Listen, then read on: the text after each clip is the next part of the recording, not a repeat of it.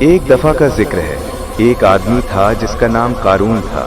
وہ حضرت موسیٰ علیہ السلام کے قوم سے تھا اور اللہ نے اسے بے پناہ دولت دی تھی۔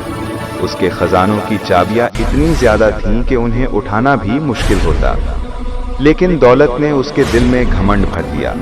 وہ اپنی شان اور مال پر فخر کرتا اور کہتا تھا کہ یہ سب اس کی اپنی عقل اور محنت کا نتیجہ ہے۔ حضرت موسیٰ علیہ السلام نے اسے سمجھایا کہ سب کچھ اللہ کا دیا ہوا ہے، اور بندہ جب شکر بھول جاتا ہے تو ناشکری اس کی تباہی کا سبب بنتی ہے۔